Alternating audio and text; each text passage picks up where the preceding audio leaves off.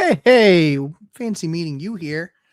Whew, it's been a week, guys. There is lots of stuff on the agenda, lots of stuff on the schedule. It's literally like somebody flipped a switch.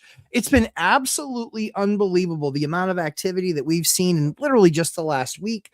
What's really funny is that your guys probably won't like tonight. It's probably going to offend a lot of you. I apologize in advance for offending all of you. Well, some of you I apologize for offending. Others of you need to hear this. But the fact of the matter is that there's a reason why you aren't winning.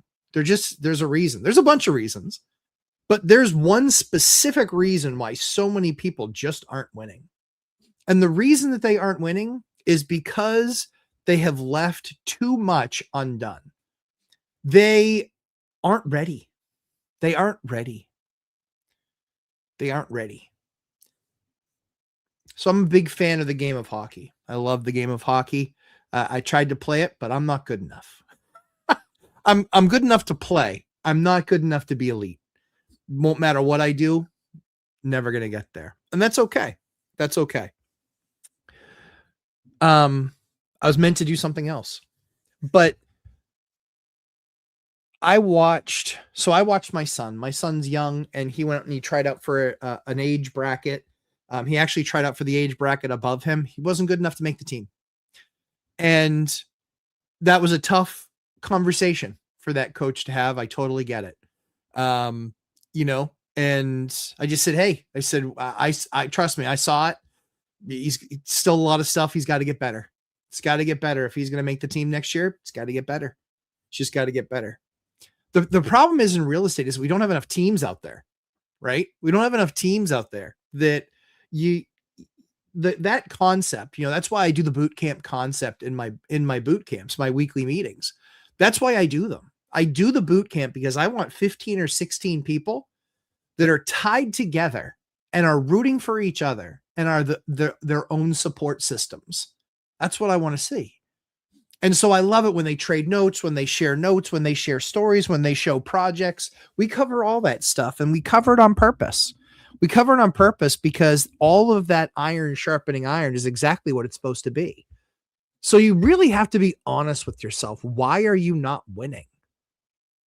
It might be your market, but it probably isn't. There's probably assets in your market that work even now today. There's people that are buying even now today. In your market, how are they doing it? What are they doing? Have you tried to find out what they're buying? Have you seen the bigger players and looked at what they're buying to say, what the heck are they doing over there? Right? These are all the amazing opportunities that you guys still have. You can win. You can win at a high rate. You can absolutely win at a high clip. There's no doubt, but it's a lot of work. It's a lot of work. This is, I love my buddy Dion. I love him. Love him like a brother. A much shorter but more handsome brother. For me, MLS was just never enough. I want as many opportunities coming from as many different areas as possible. I also want to, understand the different asset types. It's a lot to learn. I get it. But that's where the 10,000 hours comes in, right? The 10,000 hours to become elite at something. Now, admittedly, I'm broken. I'm a workaholic. I love to work. My wife is very understanding. She understands that I love to work. I love to learn. And so because I love to learn, I put myself out there a lot trying to learn stuff. I watch so much YouTube. It's not even funny. So ask yourself why you aren't winning. What do you think is the biggest hurdle for why you're not winning? What is it? Put it in the chat. I appreciate saying hi to all y'all guys. But what is it? Let's fix it. Let's fix it tonight. Let's get underneath the hood. Let's rip some hoses off. Let's, fix some stuff. Why are you not winning? Why? Why are you not winning at a bigger clip? Why? What are you struggling with? Where are you struggling? Let's be honest about it. If you're honest, I can help you try and fix it. That's what I'm here for. I'm here to try and help you fix it. Are you scared of something? Maybe. It's possible. I get scared of stuff. I did my biggest development project I've ever done this year. Guess what? It was actually last year. Not even last year, 2025, last year, 2024. I've not been awesome, but I've learned a ton. It's been expensive. You know, somebody would say, well, would you do a jail again? Or would you do a jail again? Yeah, I would do a jail again because I can probably cut the time in half. I can probably even cut it by 60%. So what are you scared of? What are you scared of? What's keeping you behind? You know, this week has been absolutely nuts for me because the spigot came on, the market shifted. We got 2 or 3 nice days. And now I've got a ton of inquiries. The agent's kind of working on those. We've got flips that we're trying to do. We've got our H-1B visa guys coming in, 70 of them. 70. Not 7, 70. 70 H-1B visa guys. That's massive. It's massive. 70 people coming in, and we have to make sure kind of all their stuff is ready because that vendor is a client of ours. So, and we get the call literally days before. That's how fast we have to move. Now, we always know that they're coming, but we want to make sure that everything is set up, that they're all good, that we're kind of doing finishing touches. That's what we're doing. And so we're killing ourselves this week. We had a new client, commercial client. This is why I don't love commercial real estate, just being honest. Had a new commercial client. They've been a great client. They're not the managing partner there is phenomenal. The staff there is phenomenal. But they took the time to put in 45 tickets into the system. 45 support tickets into the system. 45. And they did that over the course of 2 hours. My phone was lighting up like it was rent day. It was insanity. It was absolute insanity. And so we aren't staffed for 45 tickets in 2 hours. Nobody is. Nobody is. But we also have this week, we have 70 H-1B visas coming in. We've got, it's the amount of work. Holy crap. It is a ton of work this week. Now, once we get our H-1B visa guys in, I will hear less than 10 calls from 70 of those guys, less than 10 until December. So it's just a bunch of heavy lifting that happens in a very small time frame. But I also have 45 tickets to get done. So I got to have that conversation and say, hey, we've just got a super busy week. However, this is a priority for us. So we'll get over there and we'll get a bunch of stuff done. We also had another building that we were actually looking to, I don't know that we're going to sell it. We're kind of contemplating selling it. We'll see. I kind of want it to be specifically to one of a couple buyers. Just because it's a fit for them. But again, there's ebbs and flows. This is a massive flow.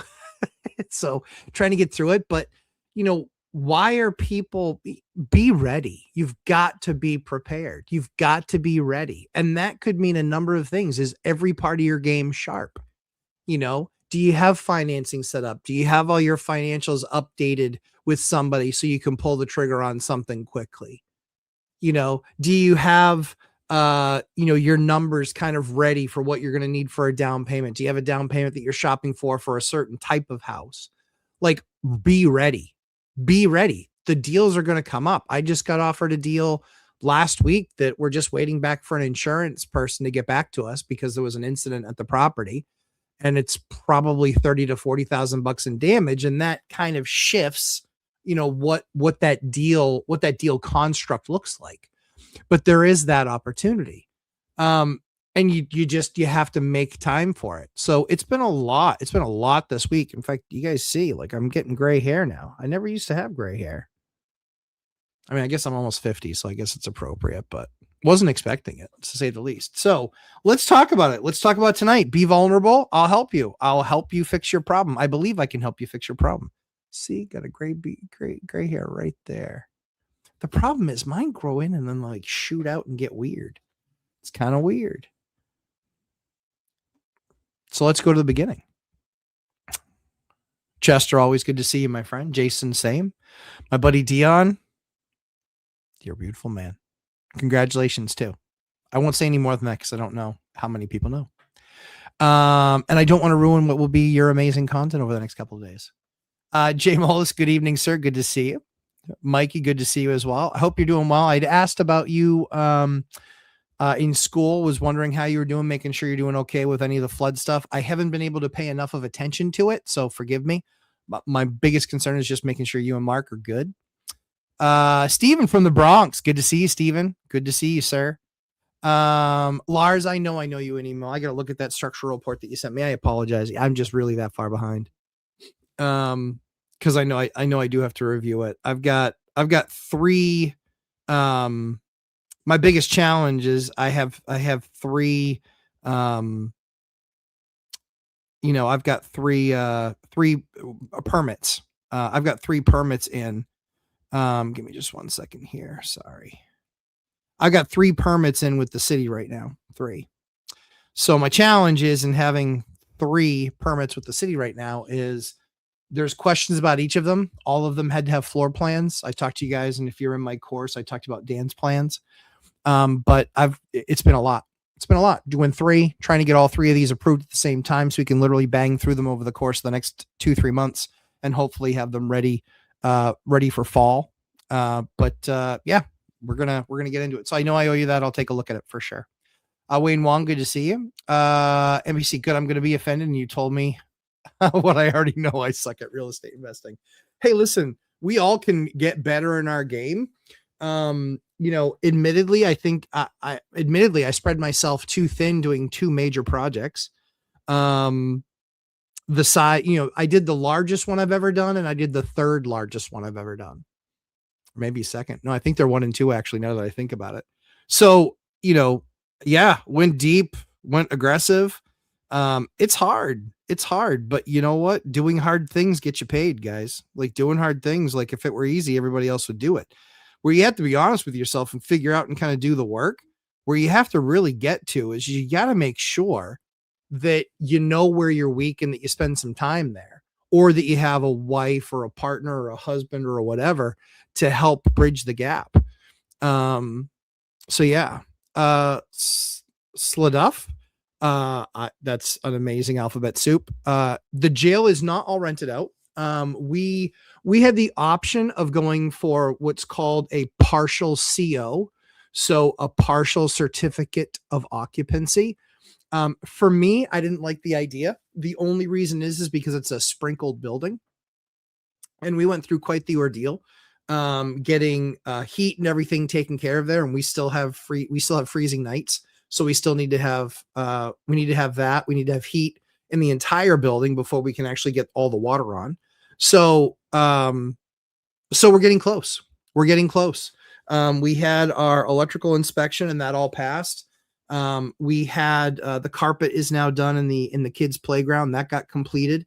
We've got, paint, which is, we're down to only probably a couple of days left to paint.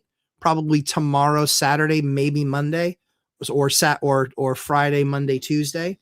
And then once that's done, then we can put the final devices in, which is all of the fire alarms. We had a couple issues with countertops, just with the vendor not being responsive. And so I fired them. And I just said, nope, you told me this week I was going to get templates. You didn't show up. Then you said, we're going to follow up. We're going to be there this week. You didn't show up. So you win.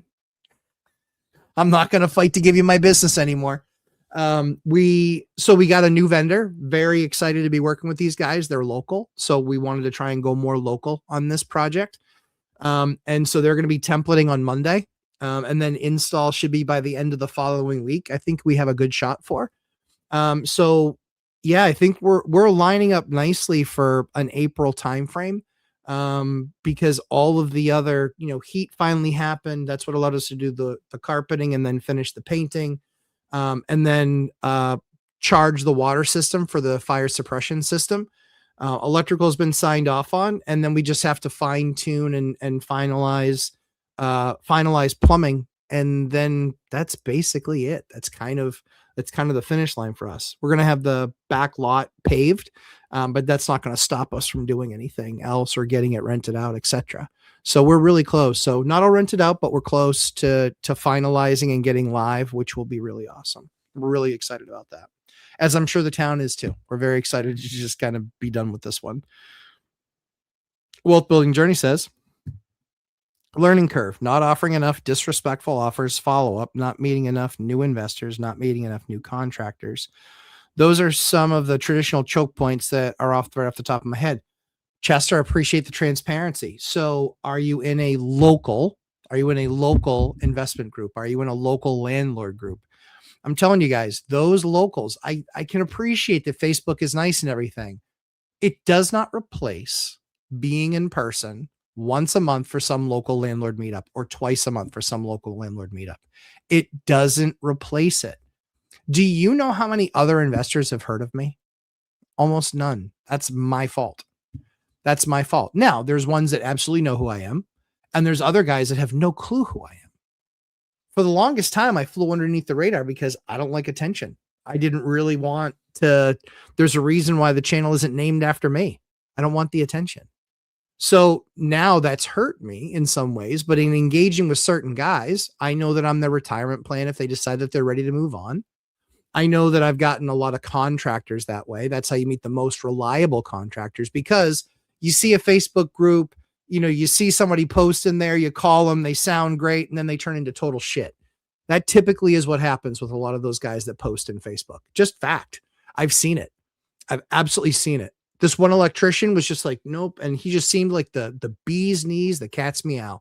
He was such a whiner and such a complainer. There's no way on God's green earth that guy decided to leave his other job. He got dropped because he's a bitch.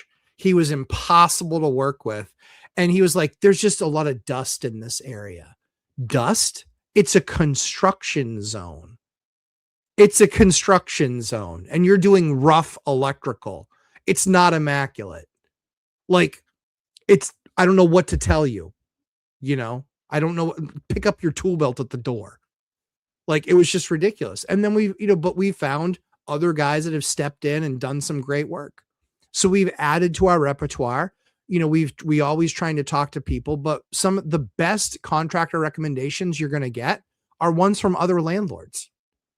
Those are the best ones you're going to get. So get in front of people. Listen. That's the key. Telling ain't selling. Listen. Ask a question, short question, and then listen to all of their responses. Hey, so who do you use for that? What's been your experience? And even bring them a few names. Hey, have you used this guy or this guy? Add value to them. If you go to add value as opposed to just pull information out of them, guess what? They're going to think more kindly. Hey, this is what I do. I got my first one, spent X amount of time, being analytical and getting my first one. But now I think I've learned a lot. Would always be happy to learn from you. But if I can help you in any way, just let me know. I'm happy to do it. I get deals that come across my desk that I give away. I don't even wholesale them. Somebody's like, dude, you're leaving money on the table. No, I'm not. I'm building relationships that are far more valuable than money. You want me to make $5,000 or $10,000 passing a deal on? No, thank you. No, thanks. I'd rather have that guy call me and go, yeah, I really appreciate you passing that deal off to me. Hey, so I got one that I want to just throw over to you. It's not really a fit for me. Perfect. Am I going to make more than $10,000 off that? Yeah, I am. Yep. More importantly, I created a relationship because they know that I'm not just here to take. I'm here to add value for them. Big thing. So meeting those investors is going to a group. Meeting better contractors is going to a group and talking about the contractors. As far as disrespectful offers, sure. You can be narrow. You can be narrow in really what you're looking for if there's more inventory coming on. In my market, there's not a whole lot more inventory. So this is more of a localized story. In some areas, there's a bunch more inventory being added, like in Austin, Texas. Now, what everybody hasn't figured out yet, or what many people haven't figured out yet, do you know why Austin's crashing? Correcting. Do you know why Austin's going through that? I can tell you it's a really simple answer. Because they're pro-growth. What? They're pro-growth? What does that mean? How could they be having so much trouble if they're pro-growth because they overbuild, which is now allowing prices to correct. People that couldn't previously afford are going to be able to get into the market. The ones that are trying to time it with properties going down 20% and interest rates going down 20 or 30%, you're going to be the ones outside, not with a house. The magic of this, right, is you can buy something for less money, still have the higher rate. And over time, if rates go down, great, refi and move on. If they don't, then the numbers still worked at the high number. We talk about Gurley man, Nick Gurley. I'm glad that he finally bought a house. That's good.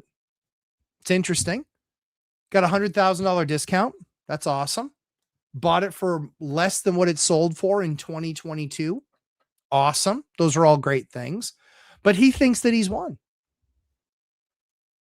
I would introduce him to math.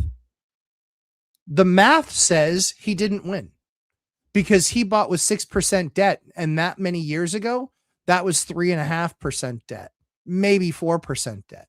And he's at 6% debt. Now, it would have been better had he bought at this peak in 2022, which I still don't think was a peak, but he could have bought that asset in 2022, had 3.5% debt, and been in really good shape and actually have paid down over the last 4 years and have a much smaller payment. Because the $100,000 discount, I guarantee you the $100,000 discount that he got doesn't make up for a double mortgage rate. Just math. Don't shoot the messenger. So these are the things that I look at to say, I'm glad that he's finally on the ladder, but people would sit there and they would just look at it and go, yeah, all right. See $100,000 discount. Yeah. At 6%. Congratulations. You could have had it at 3.5%. And again, the $100,000 makes a difference if it's 300,000 out of 200,000, but if it's $1 million down to 900, it's a fart. Doesn't really matter. It's a small number. You know, it's a few $100. It's a few $100 difference in your mortgage payment. And the people that you're buying for see what would be really smart is if he knew how to employ some real estate strategy and actually go, can I buy your debt? No. He's not doing that. No, not doing that. Not doing that. Kyle Dorn, 2025, I qualified as a real estate professional. Yep. How do you personally track log? Written. Just written. Yep. Mm-hmm.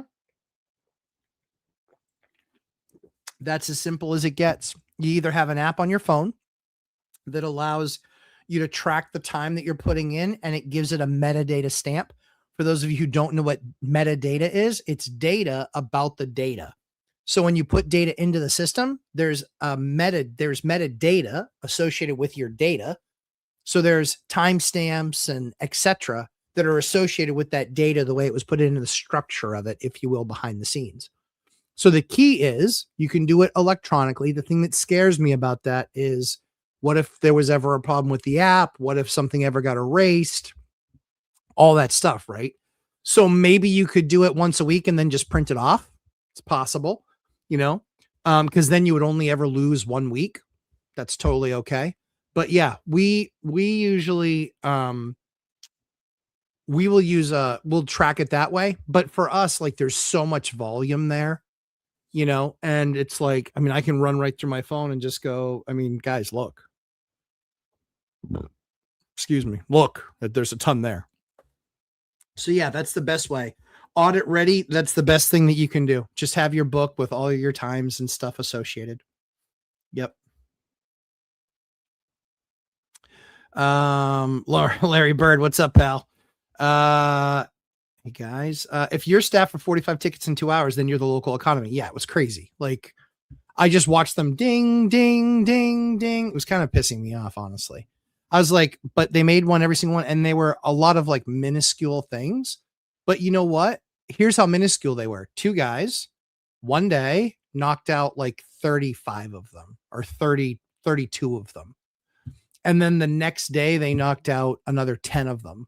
In the morning, they knocked out another 10. So impressive to say the least.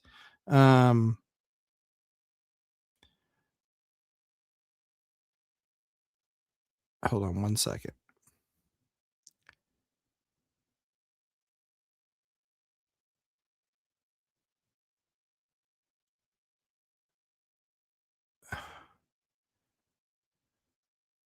Oh, dear heavens. That's funny. There's a buddy of mine from who's out in the field right now. And so I wanted to just check it out, make sure it was an emergency. Ms. Millie, why I'm not winning. I don't believe I know enough to start. Okay. Looking to build ground up STR in vacation market in Wisconsin. Never built a house before. That's a lot. That's a lot. So what I would be doing is I would be trying to find an investor group. You need to find somebody else in that market that has done exactly what you're trying to do in that market. You need to understand what builder they use, because very often if they've done this 4, 5, 7 times, it's at least a number that you need to get from them and have a conversation, you know? So the cool thing is, Ms. Millie, and this isn't meant to like come down on you and be difficult. You've targeted why you aren't being successful or as successful as you'd like to be. So the most important thing is we know what that is. Now take action. So find an investment group. You got to find an investment group. You got to find other people that are doing what you're doing. You know, look at the vacation area that you're looking to do. Look at what houses were built in the last 5 years, in the last 3 years. Contact those people, contact those owners and just say, hey, I'm another investor in the area. You know, love what you're doing. Would there be any chance that we could sit down and just chat, because I'm going down this path, and, you know, would love to have some synergies. That way, if we have somebody that's not going to work out for our space, that we start making contacts and be able to reach out to you when we have somebody that we think is a good fit, but we just don't have something for them. We want to try and build that network so we can pass that off to people. That's how you do it. Add value to their business. Add value to their business, but you have to be doing that work. You have to be understanding what exactly they did, what they're doing, etc. Demetrius, good to see you, good sir. Flavio from Grandview, 9.9% Grandview, Washington. Congratulations. Commercial real estate deals this fall will be insane. There will definitely be a lot of commercial deals. The challenging thing with commercial is that it's the first thing that ends up going with massive down payments, because the banks are getting crushed. So they're like, hey, listen, I talked to a lender, and 23% of their Airbnb loans, 23% of them are in default. Think about that number, 23%. They don't make that much margin on those deals to service those accounts. Now, they don't own the paper, so it's not going to necessarily hurt them, but it's going to hurt their business. It's definitely going to hurt their business. Just for men, Larry. I will not color my hair. I'm going gray gracefully, baby. I've earned it. I've earned these grays. But yes, thank you. Well, the rentals, how are you, sir? NBC, you know why I'm also not winning? I don't know how to contact your Brazilian bro. It's because I haven't sent it to you. Give me 1 second. Hold on 1 second. I'm going to do it literally. I thought I actually sent it to you. Hold on a second, though. Let's see. We're literally doing this right now because I didn't do something I said I was going to do. Some stuff I can do on my own. Some stuff I have to wait for admin. What's funny is I think I went to do this like 7 times this week. Give me just 1 second. I know this is horrible television. Sorry, guys. There we go. There we go. I know this is horrible television. I get it. I wouldn't even want to watch this, but I said I would do something, and I forgot to do it. So I'm going to do it now.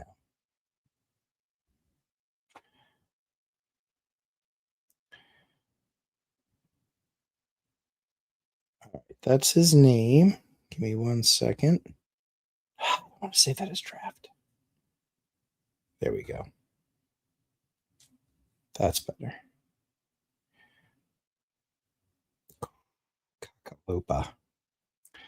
Kakalupa. All right. Let's see. Drops. Where are you, buddy? There we go. Boom. Boom.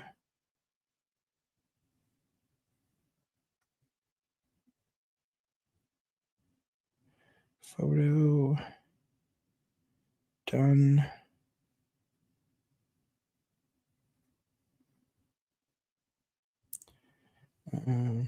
Brazilian. There you go. Done. See? Piece of cake. Listening to the Lumberjack Landlord from opening day from the Dodgers Stadium right now. Oster, good for you, dude. That's going to be a good game. I watched Red Sox opening day against the Reds. It was awesome. 3-0. Crochet was dominant. So was Roman Anthony. He looked awesome. So did Marcelo Meyer, actually, for that fact. Meanwhile, a bunch of schlubs sitting there not getting enough done. So it was great. It was awesome. Guessing that Deanna and Chesla have found a new landing spot. Odds on it's either Nashville or Dallas. I don't think it's going to be either of those, actually. I'm betting off the card. Let's see. Anna K. How are you, Anna K? Good to see you. 3 permits with the city sounds like a nightmare. It is. Because they go through all the same steps. And 2 of them I had to win at city council and then go to permitting. But they're busy. They have like 700 or 800 permits and they have 1 building inspector and 1 building official. So I'm not complaining by any stretch. I just get that it's just a lot. It's a lot, so I feel bad for them. I think I would love to see some of our taxes go to getting another person in there to review plans. Like, I think that would be really awesome. You're good. Glad to hear, Mikey. Glad to hear. I am trying not to cater to the people who want more than master electricians. I know, it's insane. I sent that guy to you. Have a conversation with him. See how it goes. SK, how are you? How are you tracking all the expenses, transactions, incomes, portfolio growth, etc. on your RE portfolio? Any software?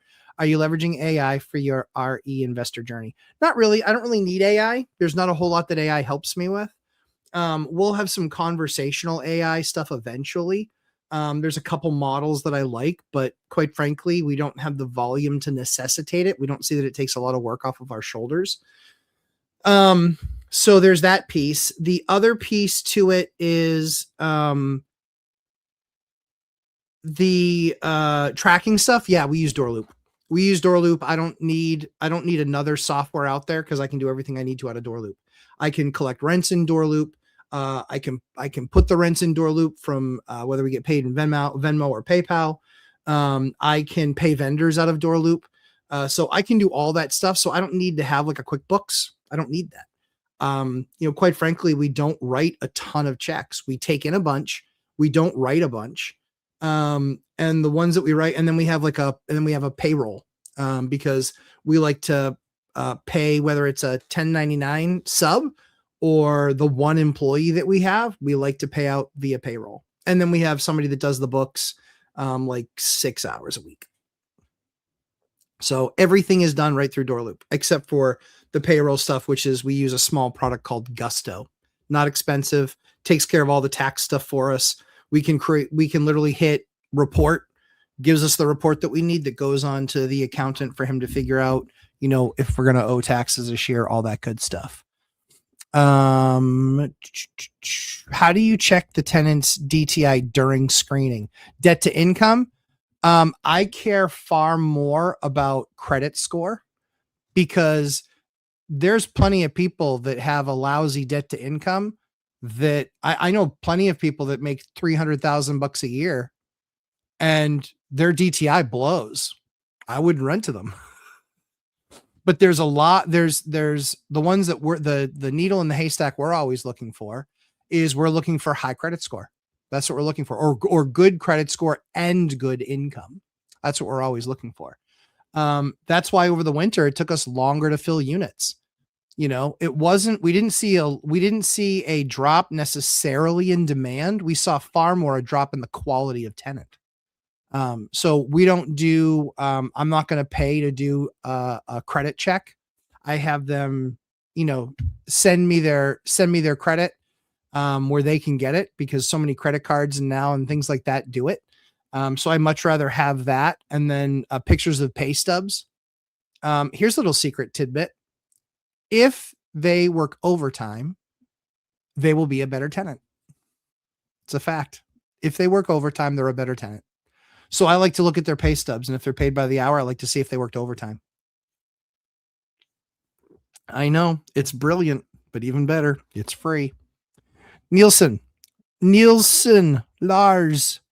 Good news. I found out 4 hours ago that I won an argument with an underwriter at my insurance company and got my notice of non-renewal reversed. Took me 12 hours. Yeah, dude, that's nuts. Now what I would do is, now that you have coverage, I would go shop that coverage and drop them in a heartbeat. Those losers. That's what I would do. Yep. SK, how do you verify when handyman says he's painted the walls once with primer and then applied 2 coats of paint? I suspect only did 1 coat of paint. I have them take pictures. Yeah, I have them take pictures and progress of the job for sure. And if they're going to paint an apartment, they're not going to be able to paint an entire apartment in 1 day with primer and then be on the next coat of paint. They're not. But again, we usually don't do a whole lot of that. We do mostly combined primer and paint. We usually do the combined. That quality product that Benjamin Moore makes is spectacular. Our guys swear by it. We swear by it. We don't see a whole lot of value in prime paint. We don't see a whole lot of value in that. Honestly, I don't think that process has ever saved us money. Meaning, and when I say saved us money, I mean, if you're looking down the pike of, hey, how does the cost get the most reasonable for us? Double paint doesn't matter. Primer doesn't matter unless you're having trouble getting it stuck to something. But for the most part, we just use a better product. So the product's more expensive, but the labor is much less expensive to have it painted. So we're typically going to be 20% the cost of another painter, because they only have to paint it once in most cases. If they cut in all the walls, all the corners and everything, then they can just paint it. We're actually pretty good. Yeah, it actually looks really well. Really good. But a lot for us is pictures, progress of pictures for sure. Wealth of Rentals. How can you check the prospective tenant patience and personality when meeting them or while screening to make sure they are a good fit and won't be a problem? Are they genuinely likable?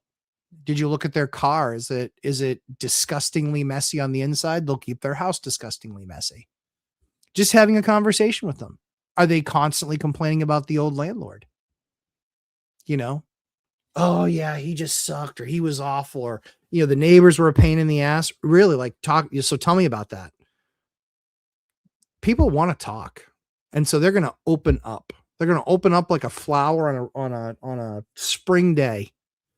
They will open up big time. And so I just have conversations with them. When I was doing it, I trained somebody to do it the way that I want it done now. And we don't have issues. We don't have a high turnover rate. We just don't. And it's because we have them have a conversation. They don't complain. They just don't complain. It's pretty awesome, in all honesty.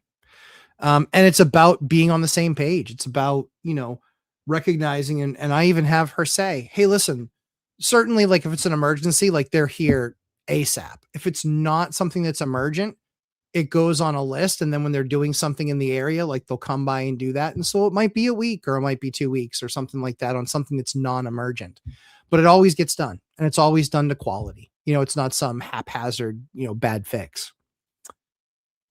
Chester, question. Where is the tolerance limit for contractors who prove they are either unreliable or should be let go? 1 major transgression for not showing up or lying, or 2 minor transgressions. I think it's all about feel. If they tell me that they're going to be on Monday and then they say, oh yeah, XYZ came up, but they were there Tuesday. Okay, cool. Then you push that other person because you told me you're going to be there Monday and you weren't, and you showed up for Tuesday. So for me, it is, I also let them know, hey, listen, I have a timeline on this. If we do have a hard timeline on a job, because I hire contractors 2 different ways. One is, hey, get here and you're here till you finish. 2 is you can use this job as a filler because I have other stuff going on. So you can use this job as a filler, but it needs to be done in 6 weeks. Now, what I have to do in that particular case is I have to check up every couple weeks or have Kenny put his eyes on it. Hey, have they made any progress whatsoever? Nope. Okay, phone call. Hey, so again, you have to be done in 6 weeks, but you've done nothing. Yeah, I'm going to get there, blah, blah, blah, blah, blah, blah days. Okay, cool. I was like, well, check it out. This weekend, see how you're doing. Let's say that's a Monday. We check it out this week, check it out the following Monday. And then if still nothing's been done, then it's just like, okay, what happened? You didn't get there. Yeah, we just had a lot of, okay, I get it. Fine.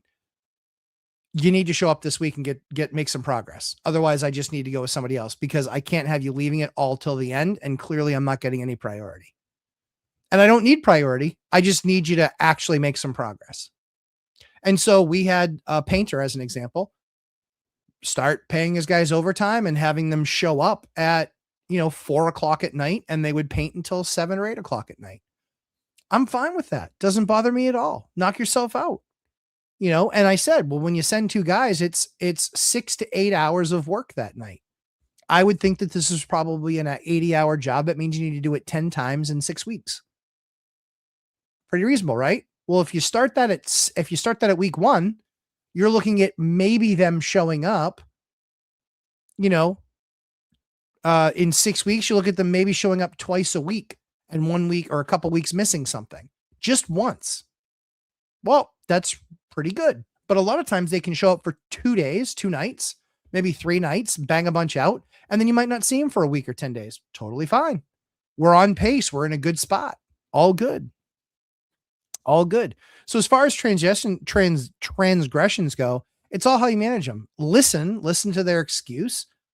And if it just continues to be the same, then hard pass, like just time to move on. All right. We're going to scroll down for a super chat and then we're going to come back up. Master Coach, washing machine time. Yes. You said Whirlpool and GE were the best 2 brands to purchase. Yes, sir. But it seems like modern reviews point to LG. They don't, promise. Because all of those reviews are about machines that usually have a 2-year cycle. And so everybody buys it. They love having it for 2 years. The problem is at 5 years, that's when they start having problems. 4 years, they start having problems. Then you have to replace the board. The board's not replaceable, or it costs 80% of what a washer costs. And then they're pissed off. So they put out a model. That's the model that gets a bunch of reviews for 2 years. But then after that, people stop reporting that stuff because they're like, I bought it years ago. Right. 2-3 years ago. I need to get more than 2 or 3 years out of those things. So LG and Samsung are major no-nos because they have their boards and then they spray something on their boards that makes it impossible to change out the transistors. If you then can't change out the different transistors, then you need to replace the whole board. You might pay $1,000, $1,200 for the machine, and that board could be $600 to $700 if it's available, because that's what's known to fail on those things. And then you're paying a couple $100 for a repairman to swap the thing out. Well, guess what? You just fixed something that half of its life is gone. Probably not a very good investment. So that's why I like GE specifically. That's why I like Maytag. But GE, so long as it's not been different branded, and I go with the ones that are consistent, where it's like it just happens over and over and over. Jason, I love Speed Queen washers, but the major trick with Speed Queens, they are spectacularly made, but you have to buy from a dealer that not only sells them, but one that services them. That's the biggest key. When those things break, it's usually a big break because they're so well made. It's kind of like a Toyota. They don't really break, but when they finally do, it's usually pretty big. The other thing too is they're pretty consistently, they're a more expensive machine, but it's because they're better made. I like the Speed Queens, but I don't have a particular, I don't have a dealer here that services Speed Queens. That's my problem. All the guys service GE, all of them service Maytag. And what's cool is when something goes on one of those machines, they can fix a transistor on the board. They can do some of this stuff. They can also swap out, and there's a couple parts like pumps and things like that that might go. If a bearing goes in your wheel, which is famous for LGs and Samsungs, you're cooked. A bearing and you're cooked. So specifically, I like the GE stuff. That's what we have a ton of. We haven't spent a bunch of money repairing it. The one that has the anti-mold front washer. If you're buying washer dryer, the anti-mold one is really important because it's easy to wipe down. It's easy to clean. Yeah, just a big fan. But like I said, Speed Queen is a great brand.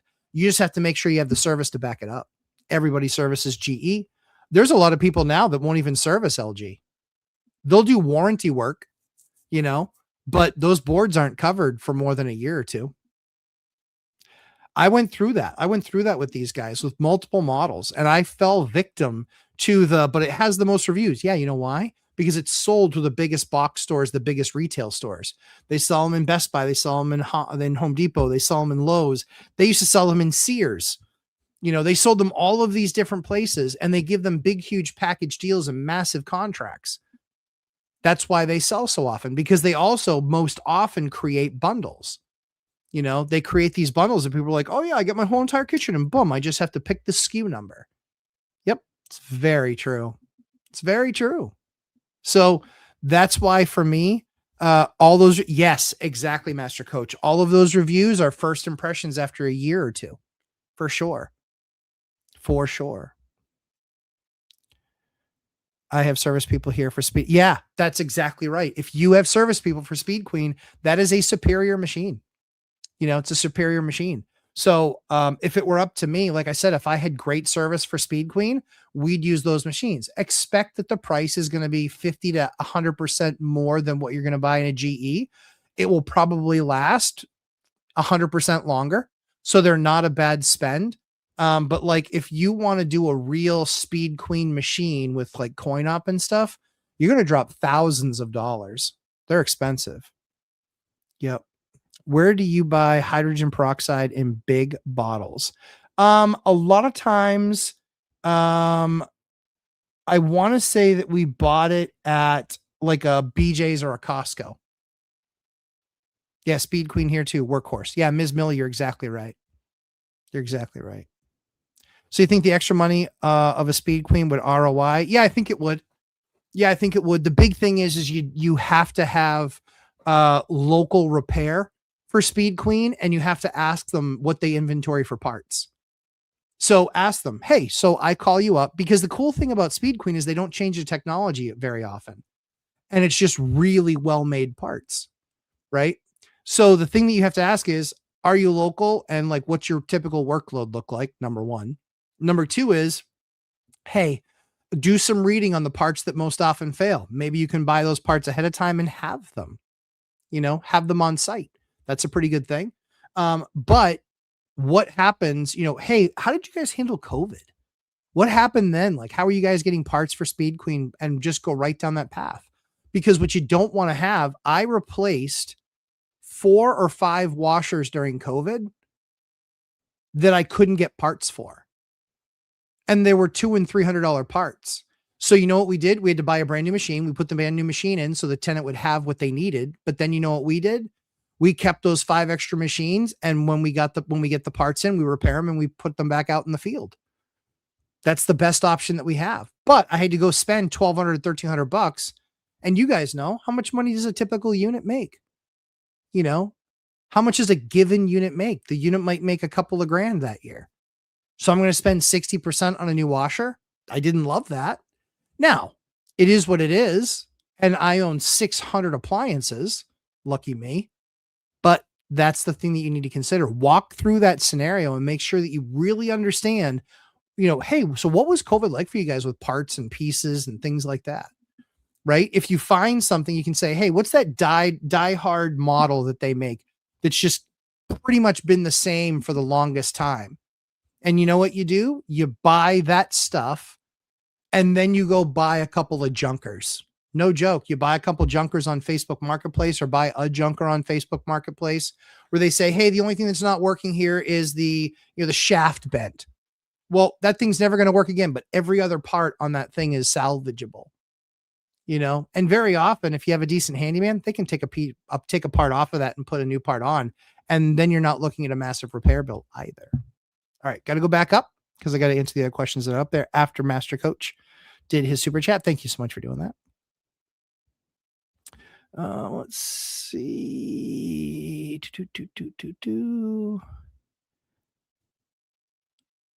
Hey, Mark, good to see you, my friend. She invests. I saved $4,600 on framing from a referral from another local investor. It's exactly right. You got to have those conversations. Have those conversations with people, create those relationships, get recommendations of something that they had a good experience with. I found my current roofer. I had a roofer. He botched up stuff, a delay, doesn't finish stuff, yada, yada, yada. So I went and I looked at a house and they were putting a new roof on. And I was like, holy crap, they're doing it right. They're doing, double lanes of ice and water. And I was like, man, that's freaking awesome. And so I saw the way that they were installing that roof. And then I didn't have time to stop. And then I was talking about it at the next local meetup. And I was just like, oh yeah, hey, what about blah, blah, blah, who are you using for roofing? And his name came up a couple of times. Perfect. And now he does 80 to 100,000 bucks worth of roofs for me a year. And anytime something is leaked or anytime that there's been any sort of an issue, boom, there right away, fixes it, takes care of it. It's never an issue again. WBJ is lying is an automatic for me. Yeah, no show can be circumstantial. Yeah, lying, I agree. You don't want to, lying is a problem. But yeah, no show, exactly, circumstantial. Agreed.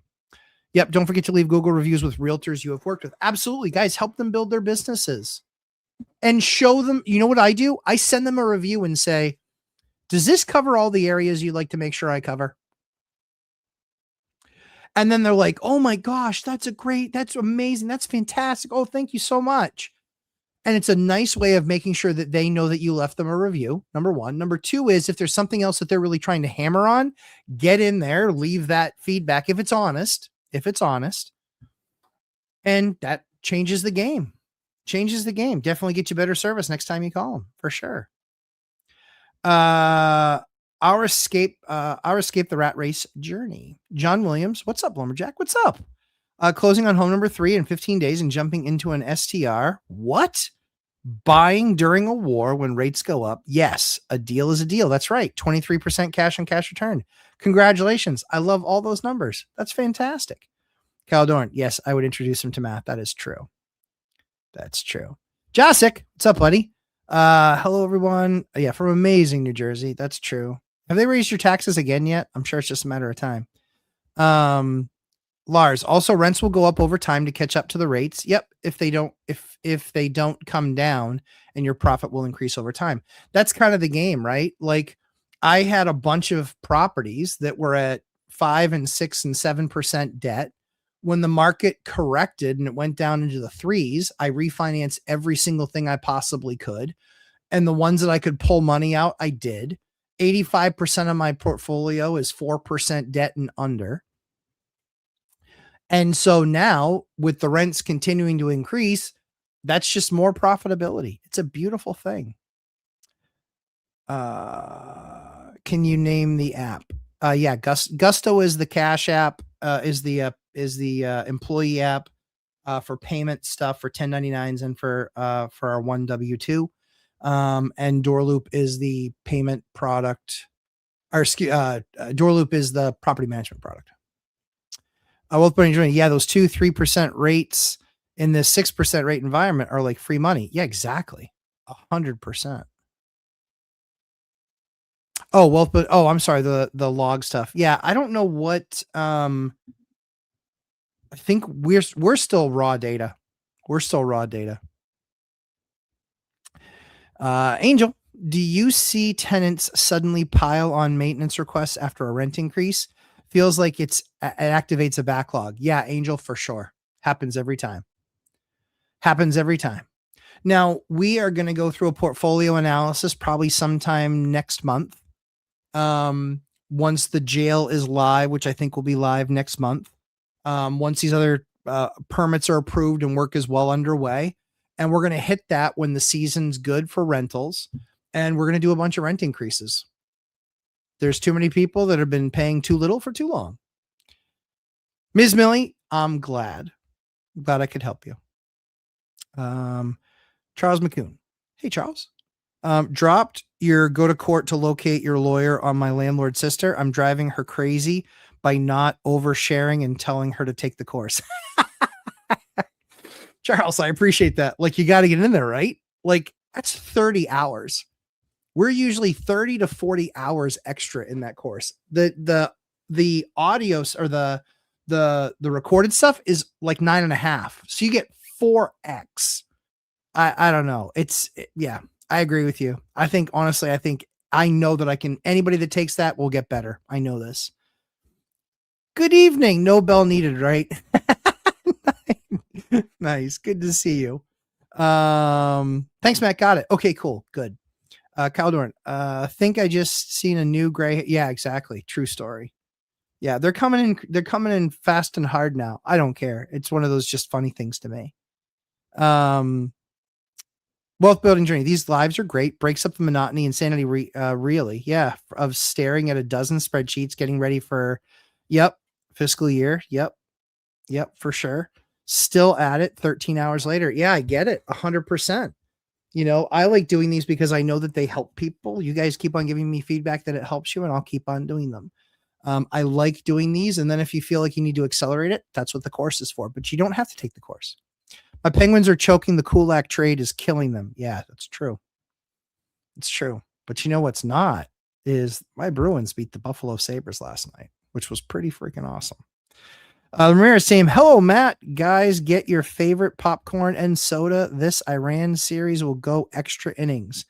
I think so. I think it's going to go longer, but I don't think it's not going to be years. I don't even think it's going to be 6 months, in all honesty. I just don't. Letting them get up off the mat after obliterating the crap out of them for a month. We don't want to hurt the Iranian people, and that's who we're helping do this for. I'm not going to get into political conversation with you guys, but,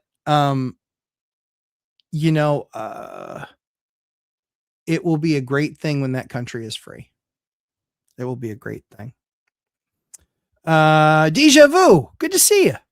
Strong Properties. Good evening. What is a reasonable rate to pay a handyman? The one I have used before charges $250 an hour for labor. I'm in Missouri. Not that guy. Ever. $250 an hour? Never. Ever. I'm in a very expensive market, and those guys make $50 an hour. 50 to $60 an hour. That's it. 50 to $60 an hour. That's what they get paid. $250? Absolutely not. That guy better be leaving gold flakes behind. Yeah, $250 an hour is a joke. Put a post on Facebook, get into a local investment group. You will find because here's the thing. Very often you'll find other small investors. When you find other small investors, what do they have? They have the same needs that you do of a handyman. The problem is they can't hire an employee and keep them busy all the time. So by getting their name, and you can say, hey, this benefits you, benefits both of us. I get somebody that you believe is good and reliable, that does good work for you, and you're going to hand them somebody else that's going to pay them on time and give them a bunch more work. The more that we have them working on your property, my property, maybe a few other properties, the more disposable they are, the more accessible they are for us. So we always hire people as handymen first and use them as handymen first before we would ever consider bringing them on board. We've had too many frogs turn into pigs and not princes. Too many. One guy was just like, he used my word. He's like, I'm elite. I was like, really? I know what elite means. You're elite. Yeah, I'm elite. I'm fast. Okay. Are you quality? Yep. I can do good quality work at a pretty good pace. Bullshit. Wasn't even close. In a day, the guy hung a door and a half in a day. Bullshit. And so it was like, dude, you single-handedly blew my budget. Single-handedly. Because you spent so much time doing this. And every single week you gave me the delay answer. And so finally I called him out and I go, dude, we're done. You told me that you would be done in 2 days. It's now 3 days. You're still not done, and you still think you have 3 more days. We're done. We're done. You're not going to give me any severance? Dude, you're not my employee. You're a contractor, and you're getting fired. You're getting fired because the work's not good enough, dude. The work and the pace is a joke. Didn't you realize that I put somebody upstairs and they did 5 doors in 2 days from start to finish, hung, trimmed out the whole 9, 5 doors, 2 days. What is taking you so long? That guy blew your doors off. And he didn't say he was elite. Just saying. The Ramirez real estate team, thanks for your support for the real estate industry. So I'll be honest, Ramirez team. I love supporting the industry. I love supporting good agents. Bad agents, I'm the first one to tar and feather them, especially if they come with some sort of a swagger that they haven't earned. Zadasta Werwer, I'm about to rent out my first place. Congratulations. Can you give any advice on my lease, where to get it and put it, things a newbie wouldn't know? No, that's great. Great question. I appreciate you taking the time to ask. I would go to a meetup and I would talk to other people. Because they will likely have a lease. The other thing that you can do too is you can call all the different landlord tenant attorneys that would represent you in court if you're not going to represent yourself. And you can just ask them and say, do you have a lease that you use that ensures or that basically makes it easier for you to win, right? So I have a landlord tenant attorney, one of the ones that I used. He has a lease that's absolutely bulletproof.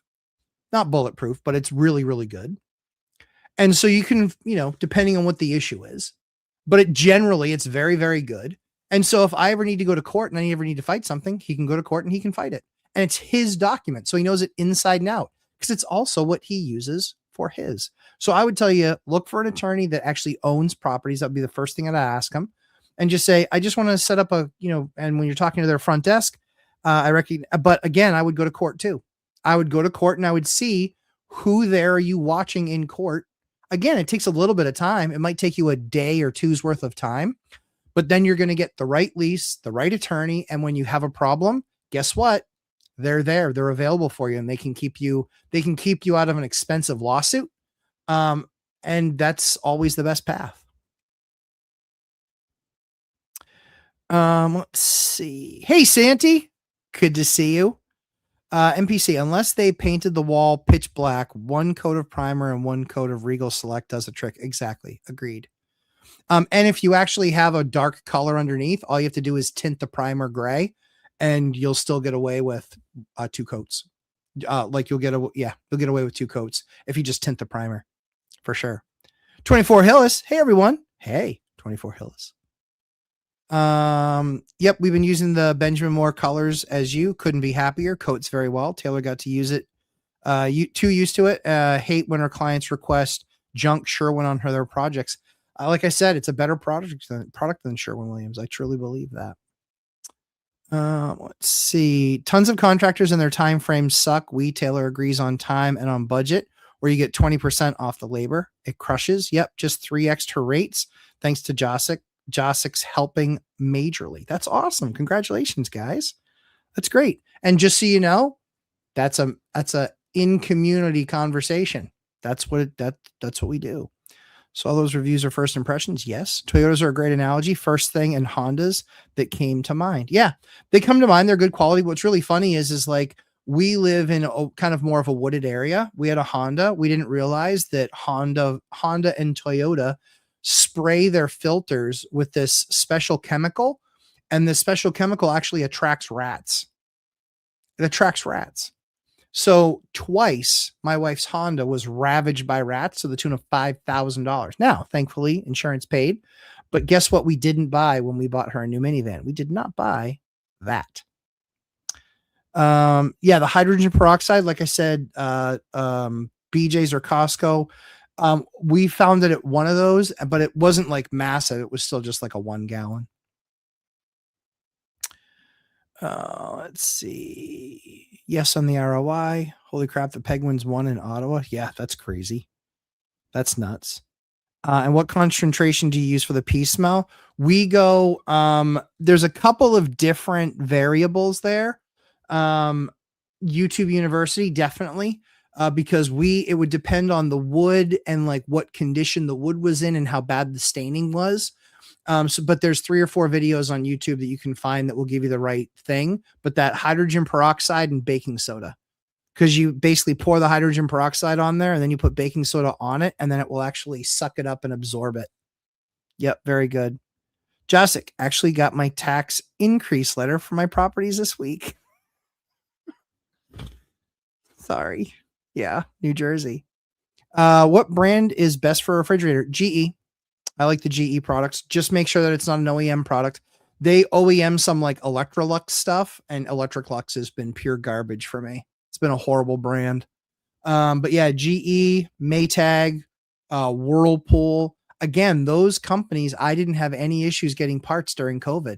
Samsung, LG, some of the specialty brands, I had problems getting parts during COVID where I had to literally just put a perfectly good fridge that had one part that was broken that I couldn't get a part for, put it away. Bosch. Nope. Not Bosch either. Not Bosch either. Wayne Smith, got you playing. I'm off to do stuff. Cool. Comment for boosting the engagement. Hello, ANH. Thanks, Wayne Smith. Appreciate you. Pawn Wellness just came from Coach C. Great video. I'll start watching your live on Thursdays. Pawn, thank you very much. I appreciate that. Love working with Coach. One of my favorite guys on the YouTube University. Great guy. We do another guy that I do some things differently than. But hey, you know what? We're both super successful, and like I said, I respect him. I think he's an awesome guy, and I think you can't go wrong listening to a lot of what he talks about.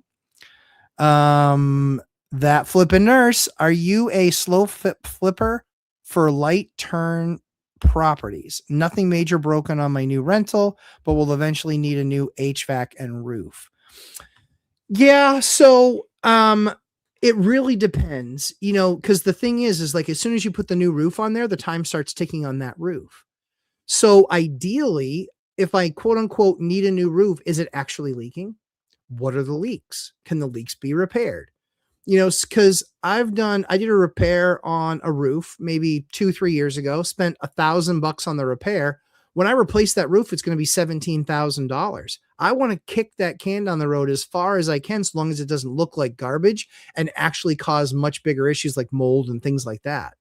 So yes, pay more attention to that roof.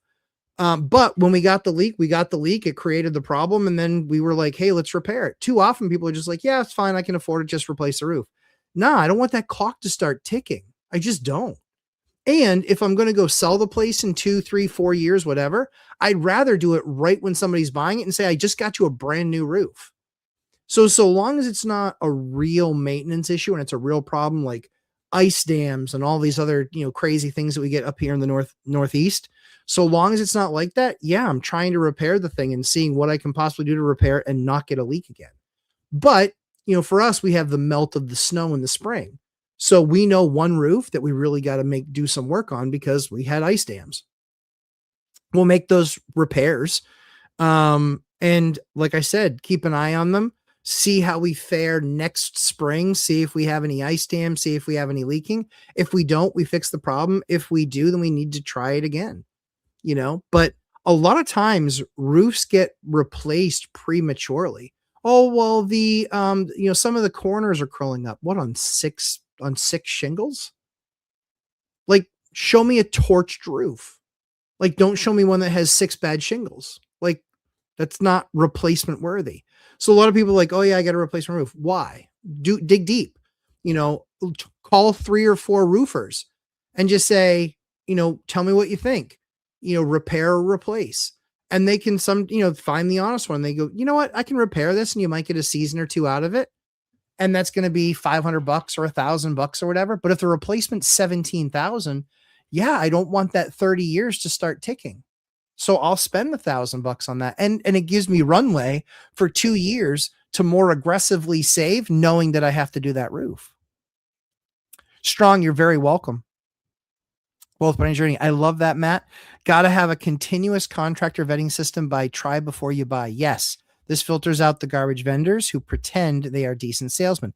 You'll find that the best salespersons, the best salespeople on a lot of these companies have the worst crews. That's what you'll find consistently, and then you find this like quiet, old, unassuming guy will answer every question in 4 words or less. Nope. Yep. Well, that's the way they do it. And that guy is like, he's thinking through it. Yeah, I mean, you could do that. Okay, what's the risk? Well, here's the risk. Cool. That's exactly it, right? So that's the kind of stuff that you want. That's the important stuff, for sure. Let's see. Kyle Dorn, Taylor's approaching that $250 an hour or $200 an hour, but she's not investor friendly. Hence, I'm the new sucker going back to Iowa, rehabbing new properties this summer. Good for her. And I get to use my fund coupons. Yeah, exactly. Exactly. And again, you can charge like this major retail amount, but now your uniforms, shoe booties, branded vehicles, like that's a lot of what you end up having to do. And people don't understand that you pay for that. There's a vendor that's close to us that's a plumbing vendor. And for them to show up is $279 for the first 15 minutes. $279 for the first 15 minutes. The next 45 minutes are $199. So you're right. $475 in your first hour. Now, why is that? Dispatching the vehicle, number one. But number two is they know that in all likelihood, 80% of the time, they're fixing that problem in the first hour. They want to get paid a bunch of money up front. And then they tick down to but there's still, I think, like $179 every hour thereafter. That's still really super expensive. If they knew the right people to call, you can get the right plumber out there that can do pretty much anything for $100 to $115 an hour. Yeah, actually what you can do. Joe, how are you, pal? Joe Aiello. Hey, Matt, thank you for your advice on electric water heaters over gas. You're very welcome. Decided to make the change on my new duplex build. Very good. I am right. That's the right thing to do. Like I said, you go gas and you got to get it vented, and you're talking about a much more expensive system. And you're talking about, propane in a lot of areas, maybe natural gas in some others. The electric is the way to go. Because the other thing that you can do too is, if you're in a more obscure area, solar panels, potentially the ability to run that stuff off of, literally just run it off of a generator to have it heated up. You can't do that with propane. You can't do that with natural gas. So yeah. Kyle, yep. Already all that in place. Exactly. That's the key. All right. We got 15 minutes left. If you guys want to hit me with some more questions, I'm going to take a drink. I was very happy. My Bruins played a lot the last couple of days. Got a big one against Buffalo and a sad one against Montreal, but at least we got 1 point out of the Montreal game. Yes, always glad to see the progress. That's right. Steven, when replacing a kitchen faucet, do you install the sprayer or just cap the hole to avoid the sprayer from becoming a leaky problem? Great question. Me personally, I like to install the all-in-ones. Yep. It's there, especially for me. I'm always like looking on eBay or looking at some wholesale place or whatever. And then they're like, oh yeah, we've got these extra 8 Kohlers, or we have these extra 8, Fisters or Deltas or whatever. It's like, cool, I'll buy them. That works. Like if you only own 2 or 3 units, yeah, you don't buy all 8 of them. But for me, a lot of times, we're buying, in fact, you guys look at my Instagram, you can scroll back and you can see a massive haul that I got with my daughter. We literally went down the aisle and we're like, holy crap, they're knocking this stuff out at 75% off. So we didn't take the Glacier Bay stuff. We took all the Pfister, all the Delta, and all the Kohler, and we took it all. And you guys will see the size of the cart there. The cart was 6 feet high on top of the cart, because it was like 3 feet, 4 feet past my head. And I'm a little over 6 feet. But we did that, and it was a huge, huge win for us, because if it's not like a brand new development where everything is brand new, but it's just like an existing unit and a faucet breaks, Do I want to have to go to the store and get one and put it in and spend full retail, $150 on a nice one? I do not. So I got $150. They were discounted down to like $30 or $40. It was a massive discount. And we have them sitting in our storage, and we go grab them when we need to. But the coolest thing is that we have one of each on the truck. So when an emergency line comes in, or when there's one that needs to be replaced, or somebody broke something, no big deal. Truly no big deal. We just go in, we swap it out, and it's like, boom. But that vastly reduces the cost. That vastly reduces the cost of us having to make that repair. But here's how it does it, not just in the cost of the actual faucet. So we pay $30 instead of $150. That's $120 savings. But I save 20 minutes to Home Depot, 20 minutes at Home Depot, and 20 minutes back. So that saves me another, let's say, $50. So when it's all said and done, I probably having that stock and having just a couple things in the truck saves me $200. Now, even if I didn't have the truck, no big deal. I can still have it in storage. I can still have it in a bin that we have in the house. That's one of the concepts that we teach in the course, is the black bin concept. We have black bins set up for our triplexes, our quads, our duplexes. We have bin setups, and that saves us a fortune. That alone will save you more money than what my course costs. True story. NPC, looks like he also does other carpentry too. That's good. Yep. I have all that trim that needs to be replacing too. I can keep him busy for a while. Yeah. I think he's, like I said, have the conversation with him and see if it's a fit. See if it's a fit. We've deployed, we brought somebody in for some short-term projects to get some things rolling. Just because, we want to have this stuff done in July. These 3 small projects, we want to have them done by July, so we can actually have people moving in August and September, and then button down for the winter. What's really cool is that is 1, 2, 3, 4, 5, 6, 7. 1, 2, 3, 4, 5, 6. Yeah, it's 7 more units. So the jail comes on board, right? So that's 8 units that's going to start paying me that I've already been paying all the bills. So that's all income. All of it is income. Now these units, I'm going to spend a little bit of money, not a whole lot, but these units I'm going to spend probably $50,000 or $60,000 total. And I'm going to have 7 more units at an average of probably $2,000 a unit, $14,000 more a month producing for me. And the beauty of this, right? The beauty of this producing for me is, hold on one second. How did that happen? Hold on one second. Balls. Okay.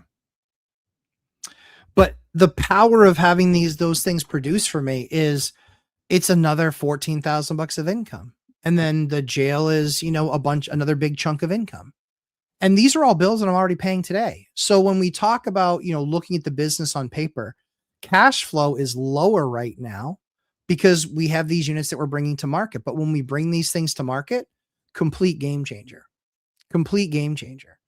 Like, just with these buildings, just with some of the units that we have out there, I mean, you're talking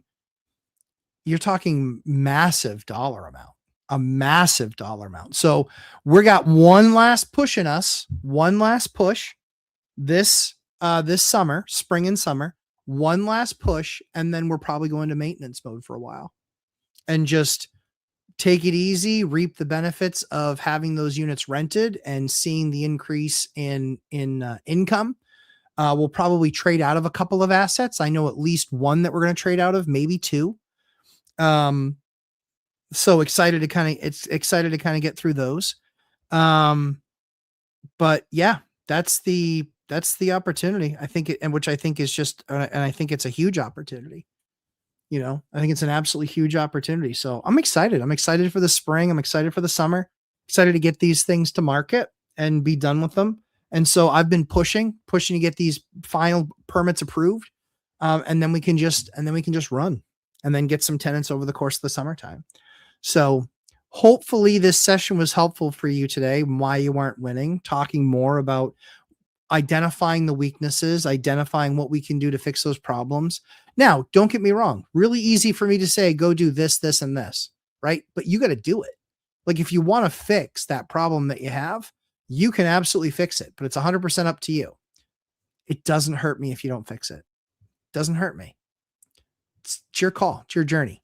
But I'm more than happy to give you the path and say, this, if I were in your shoes, this is what I would be doing, because I know that's what's going to help you turn the corner and get financing ready, get your bank stuff ready. Make sure that you have a deposit in an account separated and ready to go. Jessic, I will try to plan a visit when you finish the jail and see if my kids approve. Oh, dude, totally. Jessic, how old are your kids again? I forget. Because I have an 8-year-old, a 6-year-old, a 4-year-old, and a 2-year-old. Until next month. Next month, I'll have a 8, 6, 5, and 2. Good stream tonight. Thank you, buddy. I appreciate it. 10 and 13. Yeah, they're more than welcome to come. They'll probably like the restaurant. They probably won't think the indoor play area is anything really cool because we're kind of specializing in 6 years old and under. And the reason for that is, or 5 years old and under. And the reason for that is because daycare is so unbelievably expensive. So if a parent can kind of get a breather, bring their kids, they play for 2-3 hours, completely tire them out. Then they go home, they have lunch, or they have lunch there. Then they go home and they take a nap. You just ate up 60% of the day where the babysitter or grandma or grandpa or uncle or auntie were sitting there watching the kids. Like that's the idea. That's where we want to try and help people out the most. It's because we see daycares being $350 per kid per week, $450 per kid per week. I get it. It becomes more than a mortgage payment, becomes more than your rent payment. Totally understand. But that's why if they can literally put them in daycare 1 or 2 days a week and then count on a friend or a family member or whatever, but then give them a place to go where they're just like, yeah, you can go hang out there and it's less than $20. Tell you what, you do that for you bring my 2 kids and I'll pay for your 2 kids. Well, guess what? You just got out of the day for $80. Like that's cheap. Especially like Dion said, especially when you have 19 kids under 5. Thankfully, I did not sire that many children. I am very blessed with the 4 that I have. Very blessed.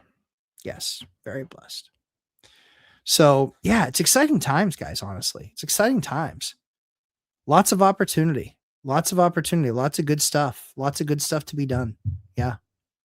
They love the trampoline rock climbing places. Yeah, totally get it. We'll have like a little rock climbing wall, but it's not going to be too crazy high because again, we want, up to 5-year-olds climbing that thing and falling off of it.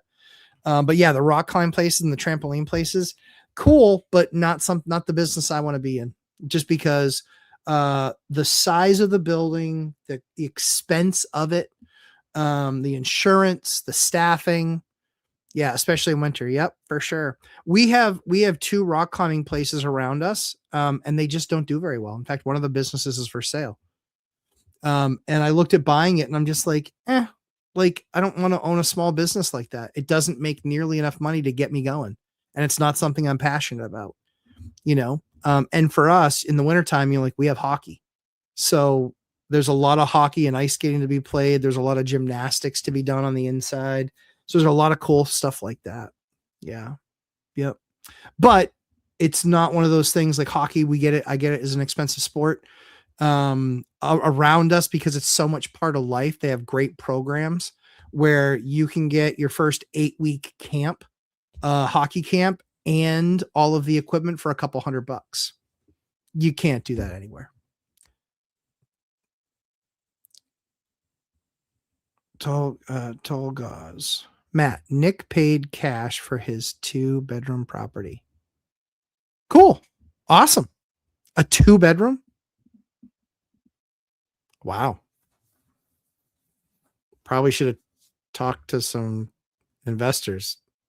2 bedrooms are not really good. Probably got an HOA too. Probably got an HOA too. Hey, whatever tickles his fancy. The biggest issue is just a math issue though. So he got $100,000 off. All you guys watching him paid for his house.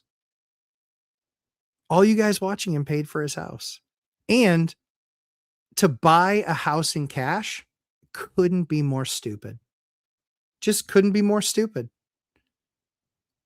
You lose so many of the tax benefits by paying cash for a house. It's just dumb. It's just dumb. But that's just me. What do I know? What do I know? So, yeah, I mean, that's just silly. I would not pay cash for any asset. It's just dumb. You want to use debt always. Yeah, he got $100,000 off the price. But again, was it $1 million home? I don't know. 2-bedroom? It could have been if it was in, depending on where he bought. Thank you. Always learning from you and others, givers in the community. That's awesome. I love that.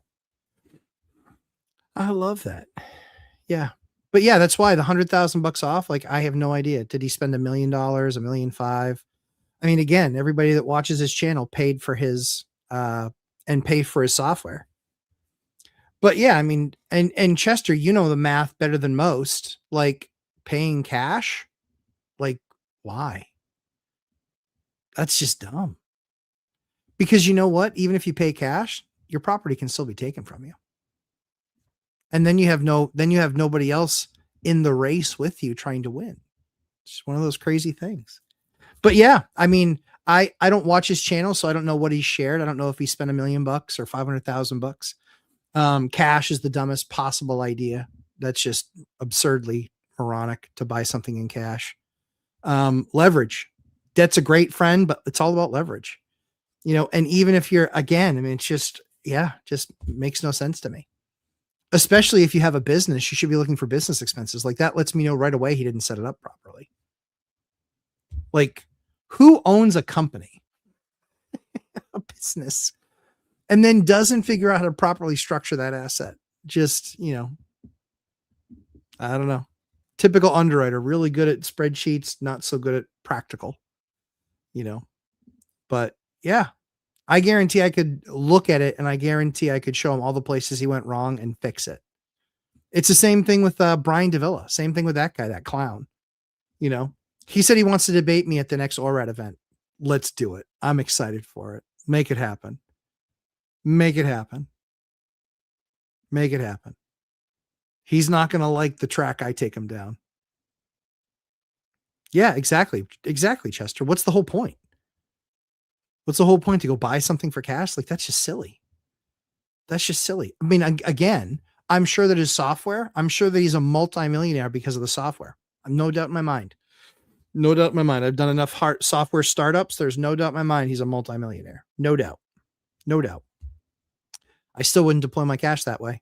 That's just dumb. Especially if there's an HOA there. It's even more dumb. Yeah, it's even more dumb. So it'll be interesting to see. It'll be interesting to see.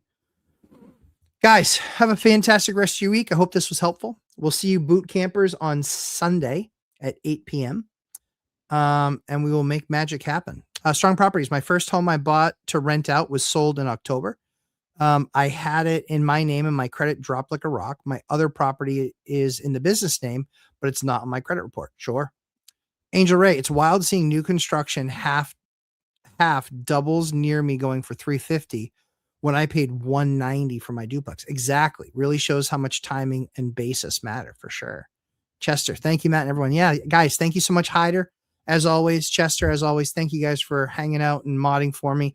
Guys, have a fantastic rest of your week. We'll see you in boot camp on Sunday at 8 p.m. Yeah, if you guys have any questions about how much more that offers, go take a look at the syllabus. Syllabus is free. Take a look at it. Let me know. Hey, Josh Burdick. Good to see you. Steven, that Brian guy is ridiculous. Even you agree with him. He would say you are wrong just to argue. Yeah. I mean, he's ridiculous and much less wealthy. Honestly, like, cause the crazy thing is it's like, look and see what wholesale deals are doing now. When you start, the reason why wholesale deals were so important in the last 5 years is because it was a major means of it creating inventory. Here's the problem. When you start getting foreclosures and things like that, that's what then takes its place. That's what then takes its place. Happens all the time, but we'll see, we'll see. It's fine. I'm looking forward to hashing it out with him. I am looking forward to hashing it out with him. It's going to need a lot more than a year to prepare. He's already behind. So, but look forward to having that conversation. Guys, have an absolutely awesome week. I appreciate you. Without you, there's no need for me. So appreciate you taking the time, spending it with me. Hopefully I helped you in your journey, and I'll see you boot campers on Sunday night. Bye, guys. Have a fantastic rest of your week.